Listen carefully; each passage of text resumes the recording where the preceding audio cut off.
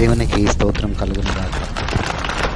ఈరోజు దేవుని వాగ్దానముల శుభ కార్యక్రమమునకు మనందరినీ కూడా ప్రేమపూర్వకంగా ఆహ్వానిస్తూ ఉంటున్నాము. నేటి లేఖన భాగము మార్కు సువార్త 11వ అధ్యాయము 22వ వచనము. అందుకు యేసు వారితో ఇట్లనెను, మీరు దేవుని యందు విశ్వాసముంచుడి అని. ప్రియ దైవజనమా,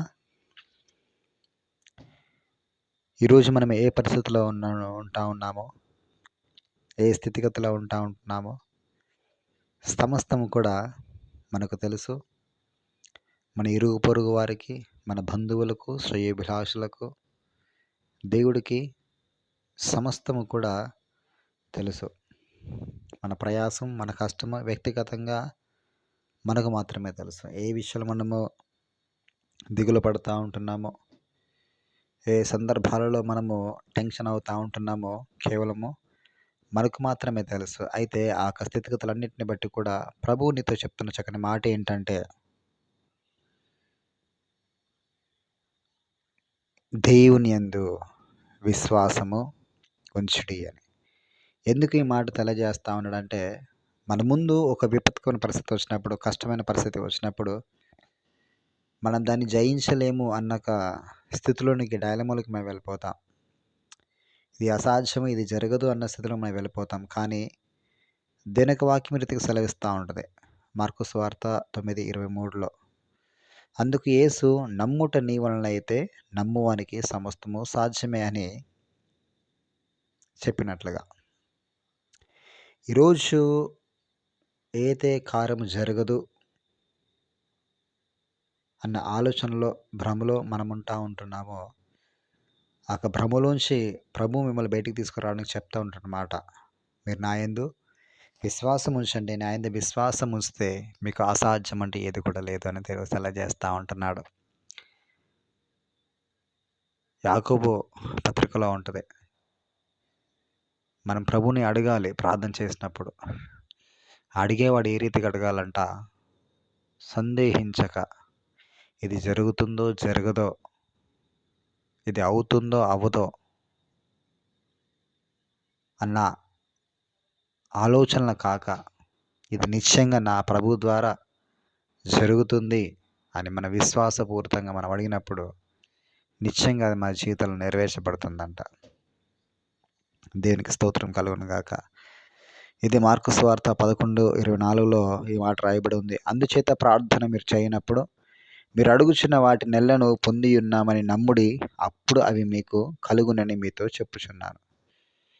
ఎందుకు ఈ మాట దేవుడు చెప్తా ఉన్నాడంటే, మనలో చాలామందికి ఇదే అపోహ ఉంటుంది.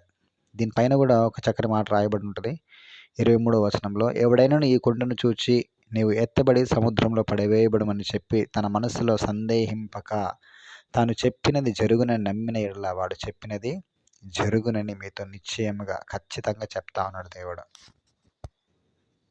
డౌట్ లేకుండా మనం ప్రార్థన చేయాలి. ఏది చేసినా కూడా మన ప్రార్థనలకు జవాబు రావడం లేదంటే మన మైండ్లో నెంబర్ ఆఫ్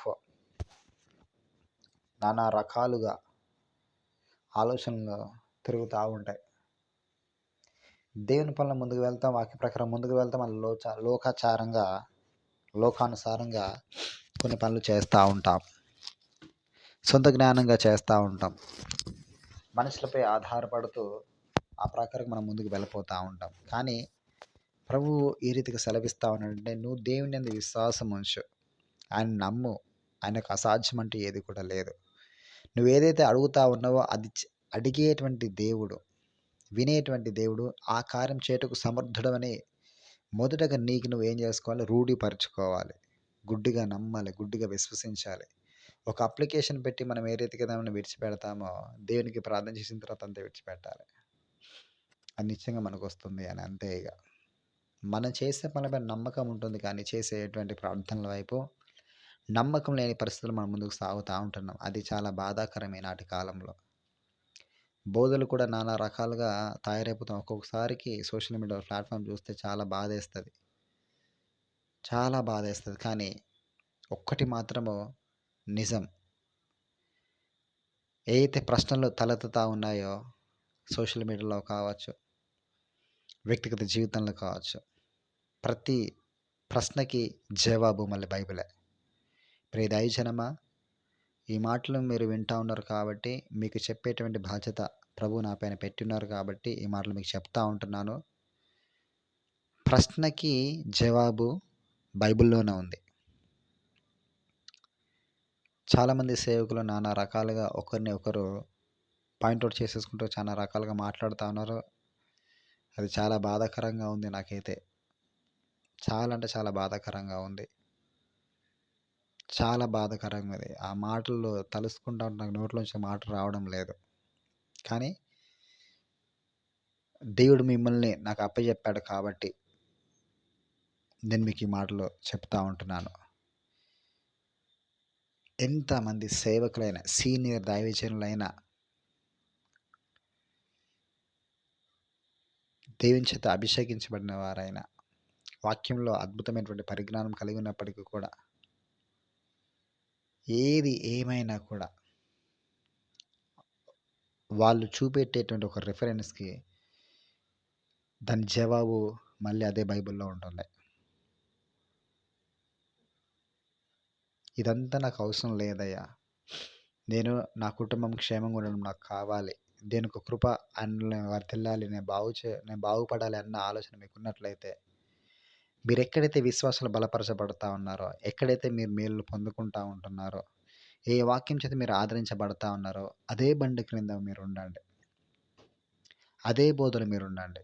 దానికి వ్యతిరేకంగా ఎన్ని బోధలొచ్చినప్పటికి కూడా మీరు దాటి వైపు వెళ్ళకండి అసలకే. వాటితో సహవాసం చేయకండి. అలాంటి బోధలు మీకు వినిపించినప్పుడు దాన్ని కట్ చేసేసేయండి చక్కగా. అప్పుడు మీరు డిస్టర్బ్ కారు. మీరున్న దాంట్లో సెటరైట్‌గా ఉంటారు. దాంట్లో వచ్చి తగిన ప్రతిఫలం మీరు పొందుకుంటారు. నానా రకమైన బోధలకు మనం వెళ్తే కంప్లీట్‌గా అన్నీ కోల్పోతాం. కంప్లీట్‌గా అన్నీ కోల్పోతా ఉంటాం మనం. కాబట్టి ప్రియ దైవజనమా, దేవుని యందు మీరు విశ్వాసం ఉంచండి. ప్రతీదీ దేవుని సన్నిధానంలో మీరు ప్రార్థన చేయండి. మేము విశ్వాసిగా ఉన్నప్పుడు మా సంఘస్థులు, మా పాస్టర్ గారు మాకు కొంచెము ఇబ్బందిగా ఉన్నారు. ఆ పాస్టర్ గారు వస్తే మేము రాము. ఆ పాస్టర్ గారు వెళ్ళిపోతే మేము మందిరానికి వస్తాము అని మాకు తెలియజేసేవారు. తెలియజేస్తే నేను ఆ సహోదరు వాళ్ళతో చెప్పిన మాట ఏంటంటే, వారిని నొప్పించకుండా, సిస్టర్ ఆ రీతిగా కాదు. ఆ రీతిగా కాదు. మీకు ఏది కరెక్టో, ఏది తప్పో అది మీరు బాహటంగా చూసి మీరు నిర్ణయించకండి. మీరు కొన్ని దినములు ప్రార్థన చేయండి. ఆ పాస్టర్ మీకు నచ్చకపోతే ఈ మండే టు సాటర్డే వరకు మీరు ప్రార్థన చేయండి. అయ్యా, ఆ పాస్టర్ గారు ఈ రకంగా ఉన్నారు. నాకు సరైనటువంటి వాక్యం రావడం లేదు. మీరు నాతో మాట్లాడండి అయ్యా అని మీరు మండే టు సాటర్డే రోజు ఆయన కోసం మీరు ప్రార్థన చేయండి. ప్రభువు వారిలోంచి దేవుడు మీతో మాట్లాడతాడు. మొదటిది. రెండోది ఏంటంటే ఆయన వాక్యం మీకు నచ్చట్లేదంటే, సరిగ్గా చెప్పడం లేదంటే ఆ దైవజనుని కొరకు మీరు ప్రార్థన చేయండి. అదే మండే టు సాటర్డే వరకే. అయ్యా, ఇది మా దైవజనుడు మాకు సరైన ఆహారం పెట్టట్లేదయ్యా. మాకు కావాల్సిన ఒక చక్కటి వర్తమానం మీరు మాకు అందించండి అయ్యా అని మీరు ఈ వారంలో ప్రార్థన చేస్తే, ఆ చివరి రోజున ప్రభు మీతో మాట్లాడతాడు అని వారికి చెప్పి, వారు కొంచెం ప్రోత్సహించినప్పుడు, ఆ సిస్టర్ ఆ రీతిగా చేసిన తర్వాత 1 మంత్ తర్వాత అలాంటి ఊసే తనలో లేదు. ఫస్ట్ వీక్ నుంచిలే తనలో చేంజ్ ఓవర్ నేను చూడడం జరిగింది.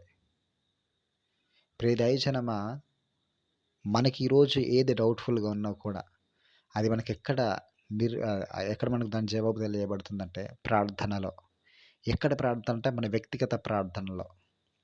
మనం బలం పొందుకోవడానికి నానా రకాలైన బోధలు వింటాము. విడుదల పొందుకోవడానికి నానా ప్రసంగాలు వింటాము. నానా కూడికలకు వెళ్తాము. కానీ మనకంటూ ఒక ప్రేయర్ లైఫ్ ఉండాలి. వ్యక్తిగత అనుభవం ఉండాలి. వ్యక్తిగత సహవాసము ప్రభువుతో మనకుండాలి. ప్రభువుతో మనకుండాలి.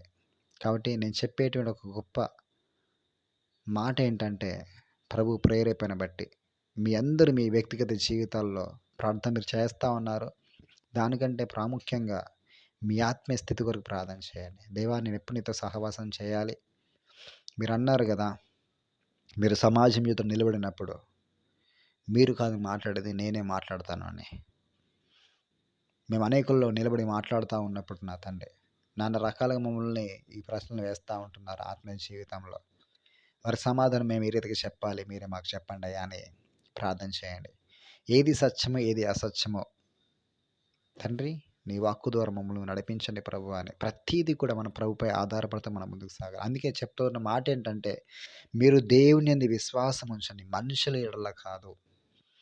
మనుషుల విశ్వాసం కాదు, మీరు దేవుని యందు విశ్వాసం ఉంచితే ఆయన సమస్తాన్ని మీకు బోధిస్తాడు. సమస్తాన్ని మీకు బోధిస్తాడు. సమస్తాన్ని ఆయన తెలియజేస్తాడు. నేను ప్రభుపై ఆధారపడతాను, ప్రభుని మాత్రం నమ్ముతాను. ఆయన నాకు ఏది ప్రేరేపిస్తే అది మాత్రం నేను తెలియజేస్తాను. నాకు ఏదైతే ప్రభు ప్రేరేపిస్తాడో, దర్శనం ఇస్తాడో దాని ప్రకారంగా నేను ముందుకు వెళ్తాను. ఆయన దర్శనానికి విరుద్ధంగా, ఆయన మాటకు విరుద్ధంగా నేను ముందుకు అడుగు వేయలేను. ఎందుకనగా ఆ రకంగా నేను వేసి చాలా ఫెయిల్యూర్ నేను చూశాను. నానా రకాల బోధల్లో ముందుకు పోతాను, నానా భయంకరమైన సమస్యలు కూడా నేను వెళ్ళాను. కానీ దీని యొక్క లేఖన భాగంలో చదువుతూ ఉన్నప్పుడు దేవునికి తెలిసిన మాటలు ఏంటంటే, ఎవ్వరు కూడా మనని మోసపుచ్చకుండా జాగ్రత్తగా చూసుకోవాలి అని. ప్రతి ఎఫెసీ సంఘం అయితే లేఖన భాగం సరైనదో కాదో అని చెప్పేసి వాళ్ళు చూసి కన్ఫర్మ్ చేసుకునేవారంట. ఈరోజు మనం ఎట్లా ఉండాలంటే, ప్రతి బోధ, అన్ని బోధలు బైబిల్వే. ఎదుటివారు ఎన్ని వాక్యాలు చెప్పినా బైబిల్వే. ఈ భూ ప్రపంచం పైన నానా రకాల డినామినేషన్స్ ఉన్నాయి. ప్రతి డినామినేషన్ కూడా బైబిల్నే బోధిస్తుంది, బైబిల్నే తెలియజేస్తుంది. కానీ బోధలు అనేకంగా ఉంటాయి. ఆలోచన విధానం బట్టి బోధలు మారుతూ ఉంటాయి. కానీ మనం సరైనది అర్థం చేసుకోవాలి. మనకిక్కడ సరైన భోజనం జరుగుతుంది, మనకిక్కడ సరైనటువంటి విశ్వాసం బలపడేటువంటి సంఘం ఉంది, ఎక్కడ మంచి మన విశ్వాసం పెంపొందించేటువంటి నాయకుడు ఉన్నాడో, కాపరి ఉన్నాడో, మనం ఆ కాపరి కిందకి మనం వెళ్ళాలి. ఆ మాటలు మనం వింటూ మనం ముందుకు సాగుతూ ఉన్నప్పుడు నీవు, నీ ఆత్మీయ కుటుంబము, నీ ఆత్మీయ జీవితము ఫలభరితంగా ఉంటుంది. నువ్వు దీవెనకరంగా మార్చివేయబడతావు. చాలా ప్రాముఖ్యం. ఇది మనకు సెటిల్ కావాలంటే మనం దేవుని యందు విశ్వాసం ఉంచాలి. ఈ నానా రకాల పరిస్థితుల్లో చూసి మనం బెంబెలెత్తిపోయి ఏది కూడా కాకూడదు. నానా రకాలుగా అందరూ మాట్లాడుకుంటారు, కానీ మన వ్యక్తిగత జీవితము మనం ఫస్ట్ సెటిల్ చేసుకోవాలి. దాంట్లో మనం దృఢంగా ఉన్న తర్వాత మిగతా విషయాలు మనము కలగజేసుకోవాలి. కనుక ప్రియ దైవజనమా, ఈరోజు చెప్పబడిన మాట ఏంటంటే, మీరు దేవుని యందు విశ్వాసం ఉంచండి, ఆయనకి ఈ లోకంలో అసాధ్యం అంటే ఏది కూడా లేదు. నువ్వు ఉండేటువంటి ప్రతి సమస్యకు సమాధానము ఆయనే, పరిష్కారము ఆయనే, ముగింపు ఆయనే, విడుదల, విమోచన, స్వస్థత సమస్తము ఆయనే అయినాడు. కనుక నువ్వైతే ప్రార్థన చేస్తా ఉన్నావో ప్రతి ప్రార్థన కూడా నిశ్చయంగా నేను ఇది నా దేవుని యొద్ద నుంచి నేను పొందుకుంటాను ఒక దృఢ విశ్వాసం కలిగి నువ్వు ప్రార్థన చేసినప్పుడు నిశ్చయంగా దాన్ని పొందుకొని నువ్వు సాక్షాత్కంగా జీవిస్తావు అని దేవుని వాక్యం సెలవిస్తుంది. కనుక ఈ మాటలన్నీ కూడా మనకు వినికుల్లో ఫలింపచేయను గాక. ఎప్పుడు మనం డిస్టర్బ్ కాకూడదు. మన విశ్వాసాన్ని మనం కాపాడుకోవాలి, భక్తి జీవితం మనం కాపాడుకోవాలి. ప్రార్థించండి, మా కొరకు ప్రార్థన చేయండి. దేవుడి చక్కటి వాతావరణం గురించి జరిగింది. మిగతా 2 రోజులు కూడా ఇక వర్షాలు లేకున్నట్లుగా, కృప చూపినట్లుగా ప్రార్థన చేయండి. అనేకమైన లోతట్టు ప్రాంతాలు నష్టంగా అవుతూ ఉన్నాయి. అవన్నీ కూడా నార్మల్గా వస్తకు ప్రార్థన చేయండి. దాని విషయంలో మేము కూడా ప్రార్థన చేస్తూ ఉంటున్నాము. రేపటి దినమున చివరి దినం కాబట్టి 5 days అలర్ట్ చేశారు. దాని విషయంలో ప్రార్థన చేయండి. మీ వ్యక్తిగత ప్రార్థన అవసరతలు ఏమైనా ఉన్నట్లయితే అవి కూడా తెలియజేయండి. మేము ప్రతిరోజు మీ కొరకు ప్రార్థన చేస్తూ ఉంటున్నాము. Thank you. ప్రార్థన చేసుకుందాం. స్తోత్రం, స్తుతి ప్రభువా, పరిశుద్ధుడానికి వందములు తండ్రి. ఈ ఉదయకాల సమయంలో ప్రభు నిశ్చయంగా మీరు మాతో మాట్లాడారని వందములు తండ్రి. అవునయ్యా, దేవుని యందు విశ్వాసం ఉంచండి అని నీ వాక్యం ద్వారా మాతో మాట్లాడ ప్రభువా. అవునయ్యా, మేము ప్రార్థన చేస్తూ ఉంటున్నాము, కానీ అది జరుగుతుందో జరగదో అన్నదని అనుకుంటా ఉన్నాము. ప్రార్థన చేస్తున్నా విడిచిపెడుతున్నాము, కానీ ప్రభువా దానిపై విశ్వసించడం లేదు ప్రభువా. కానీ మీరు మాకు తెలియజేస్తారు ప్రభు, నీకు వందములు తండ్రి. మేము విశ్వసిస్తున్నప్పుడు మేము చేసే ప్రార్థనతో మీరు జవాబిచ్చి మాకు మంచి ప్రతిఫలం ఇస్తారని మేము నమ్ముతుంటున్నాం ప్రభా. ఆర్థికంగా, ఆరోగ్యంగా, కుటుంబికంగా, మానసికంగా, బిడ్డల చదువు పరంగా, ఉద్యోగముల పరంగా నా తండ్రి, చంటి బిడ్డల ఆయురారోగ్య ప్రకారంగా నా తండ్రి, తన యవనస్తులు నా ప్రభు, తన వివాహం పరంగా నా తండ్రి, గర్భఫలముల పరంగా నా తండ్రి, కోర్టు కేసుల పరంగా నా తండ్రికి వందములయ్యా. ప్రతి బంధకముల ద్వారా నా తండ్రి వ్యాపార అభివృద్ధి కొరకు నా తండ్రి, వ్యక్తిగత జీవిత కొరకు నా తండ్రి, కుటుంబాలు తండ్రి పతనమైపోయిన స్థితిలో ఒంటరిగా ఉన్నటువంటి స్త్రీల గురించి ప్రభా, సహోదరుల గురించి ప్రభువా మేము ప్రార్థన చేసిన ప్రభా, ఇటు వర్గం ఎవరందరూ కూడా బ్లెస్ చేయండి, దీవించి వర్ధలింపచేయండి, సమస్యలు శోధన వేదన తొలగించి వేయండి ప్రభా. చంటి బిడ్డలు మీరు కృపలో వర్ధలింపజేయండి ప్రభా, నీకు వందం తల చేసిన తన్ని సంతానం కోల్పోయిన వారికి జ్ఞాపకం ప్రభా, మరల తన గర్భం తెరిచిన ప్రభా, నీ కృపతో ఎట్టి పెట్టవలసిన ప్రార్థన చేసిన ప్రభా, నీకు వందములయ్యా. ప్రతి పరిచయం మీరు దీవించండి, ఆశ్రయించిన ప్రభా, అనేకుల ప్రభా తన సత్యమైన మార్గంలో నడుచుటకు సహాయం తెచ్చిన ప్రభా, నీ బిడ్డలందరికీ నా తనకు కావాల్సిన సంయుక్త జ్ఞాన ప్రభ నీవే అందించి మహిమను మీరు పొందుకోవాలని ఆరోపిస్తూ తండ్రి మా పట్ల చేసిన ఒక మేలును బట్టి నీకు వందనం తెలియజేస్తూ ఈరోజు తండ్రి జరిగిపోయే నా తండ్రి ప్రతి పునరుద్ధరణ ఆరాధన మీ నాముడికి మహిమకరం మీరు జరిగించిన ఆ ప్రాంతాలు జరిగే ప్రతి కూడుకుని నా తను బ్లెస్ చేసి అనేకులను బాగు చేసి స్వస్థపరిచి ప్రభు నీ బలమైన కారం పూనుకోవాల్సిందిగా ప్రార్థన చేస్తూ సమస్తాన్ని తన హస్తాలకే అప్పచెప్పుకుంటూ ఈ పరిచయం కృత మరోసారి హస్తాలకే అప్పచెప్పుకుంటూ యేసు శక్తి కలిగిన నామములో ప్రార్థన చేస్తూ అడిగి పెట్టుకుంటున్నాము పరమ తండ్రి. ఆమేన్. God bless you. దేవుని అందరినీ దీవించి ఆశీర్వదించును గాక.